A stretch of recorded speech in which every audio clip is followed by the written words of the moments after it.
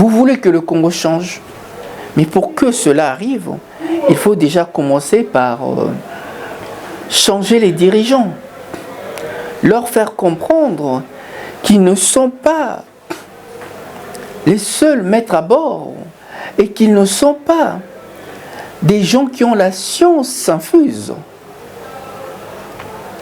Je trouve que nos politiciens, surtout la classe politicienne congolaise, frisent la malhonnêteté parce que elle passe par des discours qui ne sont pas accompagnés des faits. Et quand je vois la façon que nos populations souffrent et peinent à avoir même du pain, je me dis non, cela n'est pas supportable.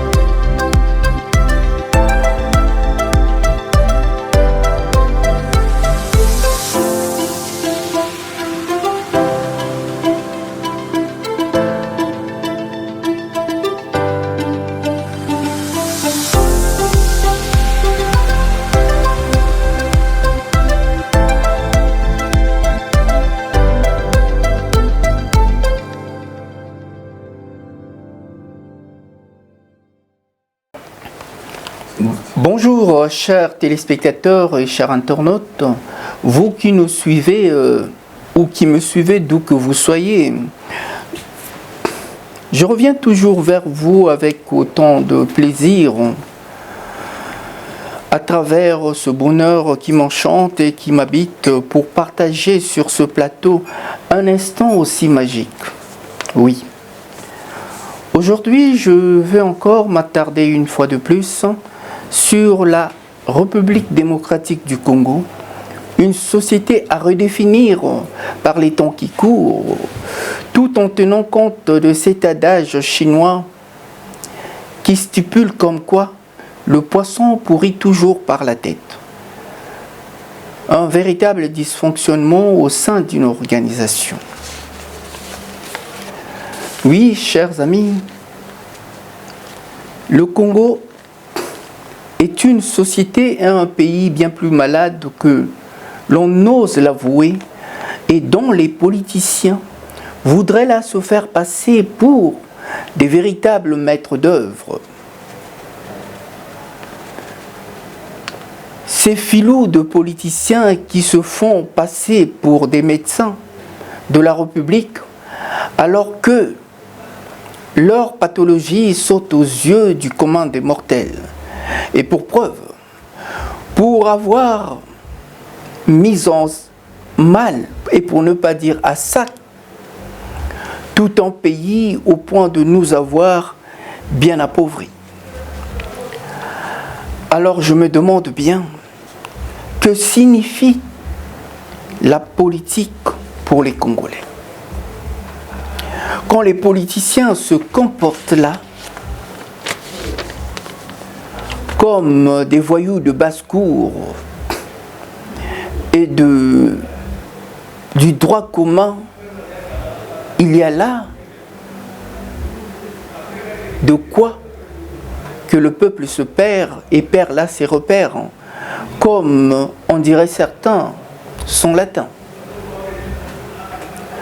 Aujourd'hui, je pense, pour que les choses changent et avancent en République démocratique du Congo de fond en comble, il faut qu'il y ait un véritable électrochoc.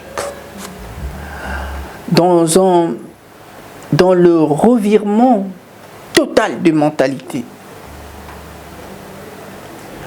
afin de déraciner la corruption, autrement dit Madeswabana, de la culture congolaise que nos politiciens appellent par la rétrocommission, qui n'est autre qu'un paiement occulte. Est-ce que nous avons vraiment besoin de continuer avec le même système et ceux qui ont failli et continuent à faillir à ce jour? Les Congolais doivent apprendre à cultiver l'exigence et être davantage exigeants avec leurs dirigeants, qui semblent être sortis d'une planète encore non identifiée à ce jour par nous autres. Franchement, et à vrai dire, pour que le Congo change, on doit lui administrer un véritable traitement de choc qui ne peut que venir des très bons médecins. La société congolaise doit être désinfectée et débarrassée de ces voyous qui nous embarrassent tant. Oui, difficile pour moi et difficile à ce jour de faire confiance aux institutions congolaises qui ne cessent depuis de nous trahir. Et cette situation, je vous avoue mes très chers, m'affecte bien plus qu'on ne saurait l'imaginer. Cette situation a largement conduit le Congolais à sa dégradation intellectuelle et à la dégradation de sa culture ancestrale. La misère intellectuelle nous a plongés dans la culture de la mauvaise foi, de jalousie et de l'empoisonnement, sous une spiritualité qui laisse là largement à désirer, avec des hommes de Dieu qui ont affecté là des esprits faibles. Oui, des esprits, des gens faibles, que ce voyou mène comme bon leur semble. Le Congo va mal parce que la vérité n'a plus le droit de citer. Sur la table de la dignité et de la conscience humaine, pour ne pas dire sur la table des négociations. Il serait temps que le Dieu des hommes vienne là à notre secours.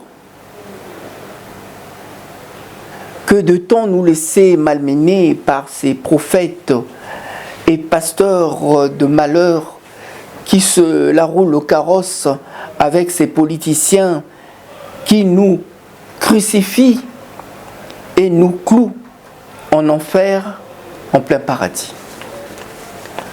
Oui, mes très chers, la situation du Congo me fait toujours verser autant de larmes. Et je me dis, mais que faut-il que nous fassions pour là faire prendre conscience à la population que ce qu'elle vit n'est pas du tout normal. Faire comprendre à la population qu'elle doit peser auprès de ses autorités. Elle doit se montrer exigeante, tout simplement parce que ce qu'on leur fait vivre n'est pas du tout ça. J'ai toujours du mal à relancer la même rengaine quand on dit que le Congo est un État riche. Mais à l'heure actuelle, je ne dirais pas que le Congo est un État riche. Oui, elle est riche. Pardon, il est riche par ceux qui se sont accaparés du pouvoir et font vivre l'enfer au reste de la population, mais le font consciemment. Vous voulez que le Congo change, mais pour que cela arrive, il faut déjà commencer par changer les dirigeants, leur faire comprendre qu'ils ne sont pas les seuls maîtres à bord et qu'ils ne sont pas des gens qui ont la science infuse. Je trouve que nos politiciens, surtout la classe politicienne congolaise, frisent la malhonnêteté parce que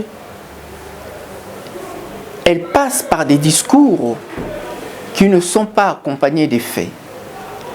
Et quand je vois la façon que nos populations souffrent et peinent à avoir même du pain, je me dis non, cela n'est pas supportable.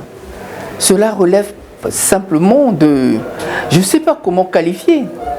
Je voudrais bien qu'à un moment donné que Dieu parle pour faire entendre à tous ces politiciens qui prétendent aussi être des croyants que ce qu'ils font n'est pas ce que leur Dieu approuverait. Il faut que les institutions soient en face de la société.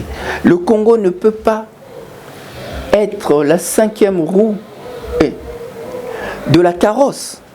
Le Congo doit commencer à tirer profit de ses richesses, mettre en exergue ses enfants pour qu'ils soient fiers d'être Congolais. Vous savez qu'à nos jours, beaucoup de nos compatriotes voudraient bien être d'une autre nationalité que d'être appelés Congolais. Parce que quand on voit la façon que nos dirigeants se comportent, la façon que les institutions fonctionnent au Congo, on se dit c'est pas possible. Comment un pays a fait de la corruption toute une théorie, une philosophie défendue par tout le monde. Et même les chiens défendent aussi cette théorie. Oui, même les chiens et les chats demandent aussi de Madé Swabana. Parce qu'ils ne comprennent pas que nous soyons en arrivé là. Aujourd'hui au Congo, rien ne se fait. Toutes les institutions sont infectées par la corruption. À nous maintenant, à présent, de tout faire pour éradiquer cette corruption. Mais quand quelqu'un se lève pour montrer la voie à ce peuple, ce quelqu'un-là devient automatiquement un danger, pas pour la population, mais pour cette classe politique infectée des piranhas. Oui, je pense que peut-être qu'il y a des gens honnêtes, sans doute il y en a, mais la majorité brille par leur incompétence, brille par leur esprit de corruption et de torture. À quand un Congo nouveau où les règles seront respectées, où les règles de l'art feront la fierté d'être congolais? Difficile par les temps qui courent que de comprendre ce qui se passe au Congo. Oui, je le dis parce que sur place, certains auront du mal à le dire parce que ils sont dans le système bien malgré eux. Non. Il faut que nous redorions l'image du Congo à l'étranger. Il faut que nous mettons en avant l'image de l'homme noir parmi tant d'autres hommes ici-bas. Et pour cela, nous devrions et nous devons être en phase avec notre époque. Nous devrions être en phase avec les valeurs qu'ils prétendent la défendre. Est-ce que vous comprenez ce que je suis en train de dire? Nous parlons de certaines choses, mais en réalité, ce ne sont là que de feux de paille. Quand on parle d'un état de droit, on doit montrer à quel point cet état est un état de droit, mais qui se tient aussi droit à travers ses dirigeants. Aujourd'hui, je vous assure, ce que je vois du Congo et ce qui se passe au Congo, je dis que le développement devient impossible dans un pays aussi infecté par la corruption. Comment voulez-vous parler de développement dans un pays où chacun pense d'abord à son ventre? Si ce n'était que là, la population, d'accord. Mais ceux qui ont mis en avant cette approche des choses, c'est les politiciens. On a comme l'impression que la politique est devenue simplement une aventure de voyous, où les gens viennent en politique pour s'enrichir, et non pour se mettre au service de la population. Quel est cet état d'esprit? Comment vous pouvez continuer à vous comporter ainsi et à nous faire insulter à travers vos actes? Non. Vous savez, la compréhension et l'intelligence est à la portée de tout le monde. Il suffit simplement d'être là, bien conscient, avoir une bonne conscience et tirer profit de ce qui est de mieux pour mettre cela au service de l'État, donc de la population. Comment se fait-il, nous voyons des politiciens au Congo qui n'ont aucune notion de l'intérêt général? Ce qui compte pour eux, c'est le matu vu. Qu'ils voient qu'ils sont riches et ne s'en plaignent même pas d'être devenus riches une fois en faisant de la politique. Moi, je pense qu'un politicien qui devient riche en espace de quelques mois est un voleur. Tout comme ces pasteurs qui, au lieu d'essayer de récupérer cette population en la conscientisant afin qu'elle puisse intégrer des bonnes valeurs, qu'est-ce qu'ils font? Ils passent leur temps à l'endormir. Et ces politiciens et ces pasteurs de malheur, pas tous les pasteurs, mais une bonne majorité, s'enrichissent sur le dos de ces pauvres qui viennent par désespoir supplier Dieu pour qu'il change leur sort. Et vous, vous en profitez pour vous enrichir au dos de ces gens qui sont en quête d'espoir. Et cela vous permet de devenir des gens riches parmi les voleurs qui infectent la République démocratique du Congo. Non. Il faut qu'il y ait un électrochoc pour un véritable changement dans notre pays. Oui, on doit avoir des modèles dans notre pays. Nous ne sommes pas là à aller chercher des modèles ailleurs, mais les modèles doivent être en phase avec ce qu'ils disent. Au Congo, le mal est partout. Les familles sont devenues des familles jalouses, des familles qui brillent par leur corruption, des familles, des gens qui sont prêts à tuer pour voler le bien de la famille ou le bien d'autrui. Est-ce que vous trouvez ça normal? Je me demande encore à ce jour s'il y a encore de l'amour chez les Congolais. Parce que quand on arrive à ce stade où la corruption est devenue toute une institution et les parents se déchirent parce qu'au sein de la famille, il y a des voleurs sans commune mesure qui sont prêts à tout pour tout détruire. Oui, c'est ça le Congo. Quand le poisson pourrit par la tête, il faut prendre les mesures qui s'imposent. On doit donner la chance aux Congolais et à cette jeunesse qui rêve d'un monde meilleur et qui se retrouve parmi tant d'autres jeunesses à travers ce qu'ils voient, ce qu'ils regardent. Vous savez, c'est pas facile que de vous tenir ce genre de propos.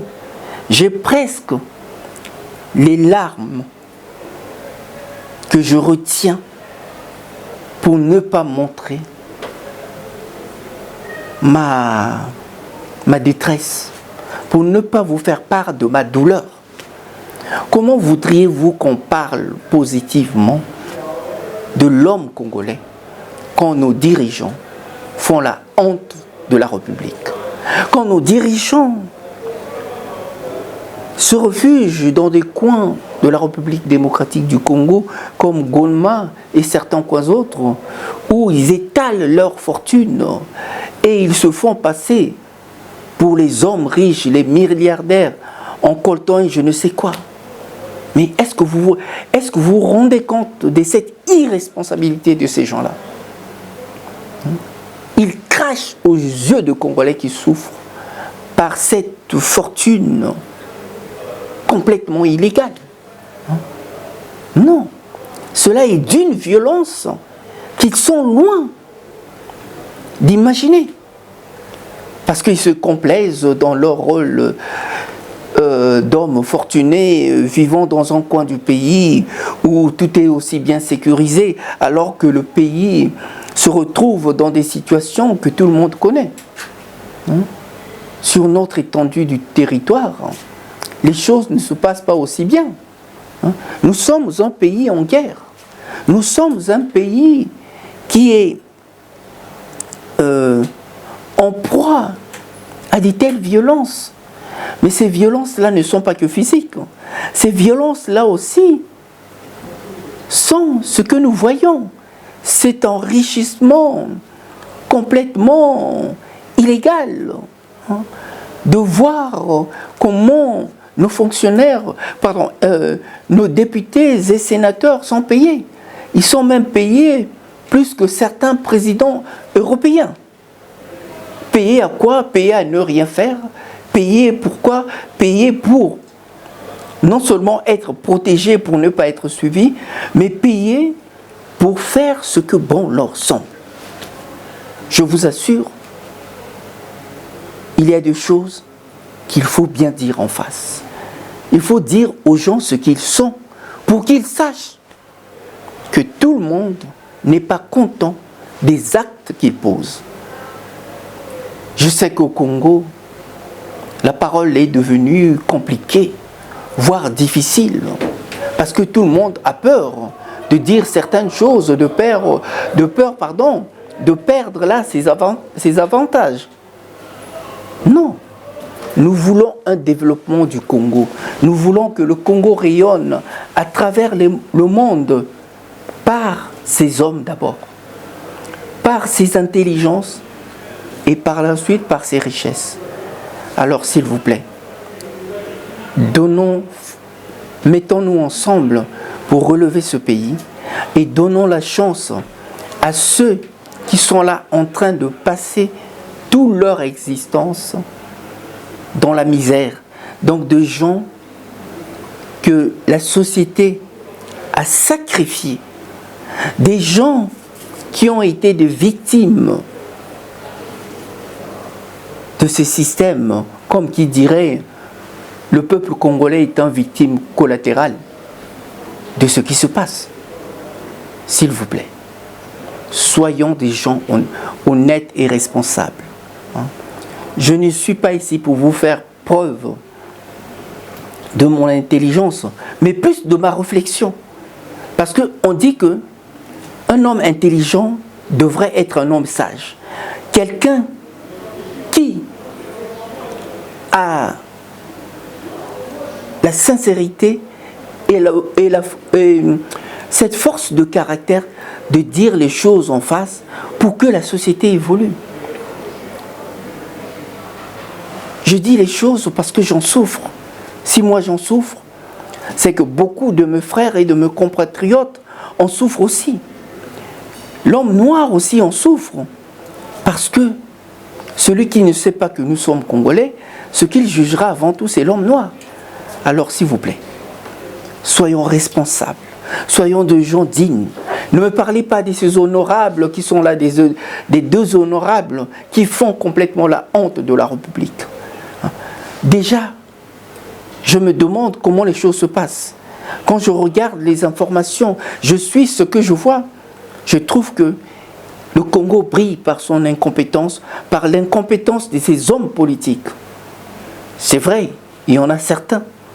Mais à travers ce que je vois, je dis non.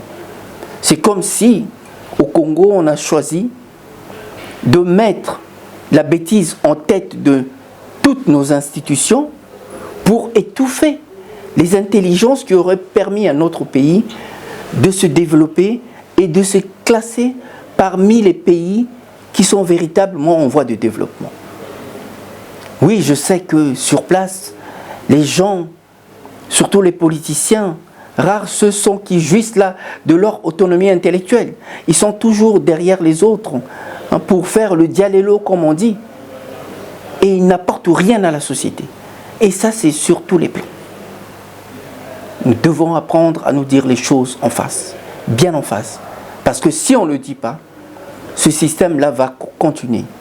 Vous remarquez que depuis les indépendances, au lieu qu'on avance, mais on est en train de faire du rétro-pédalage. Sauf peut-être pour ces millionnaires ou milliardaires de coltan et de je ne sais pas, de diamants, qui se sont réfugiés dans des coins et qui ont acheté des palaces dans des pays occidentaux et se considèrent là comme les dieux sur terre dans ces populations aussi pauvres. Oui, aujourd'hui je suis venu juste pour vous faire part de mon ras-le-bol parce que je n'arrive pas à dormir comme tout autre aussi Congolais quand on voit le seuil qu'a atteint la misère dans notre pays. Le Congolais n'est pas que ça. Pour preuve, nous sommes là. Nous n'avons pas besoin d'aller chercher de postes. Non, ça c'est une culture qu'on a mise dans la tête des gens. Que pour bien faire, il faut entrer dans la politique.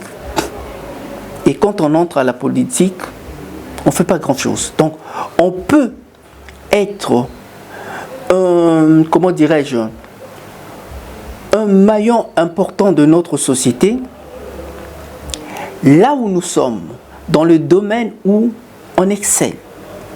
Donc, il faut que nos institutions prennent en compte cette diversité de culture et d'intelligence pour donner la chance à la République démocratique du Congo de se développer. Alors, moi, ce que je vous demande, chers politiciens, tout au moins vous qui vous intéressez à la politique, n'allez pas simplement dans la politique pour s'enrichir, allez dans la politique pour montrer ce de quoi vous êtes capable de faire. Pour montrer à nos partenaires de part et d'autre que nous sommes une société viable et nous pouvons traiter avec tous les partenaires qui voudraient bien venir investir au Congo et qui voudraient bien s'installer au Congo pour apporter leur plus, c'est-à-dire ce que j'entends par une pierre à l'édifice.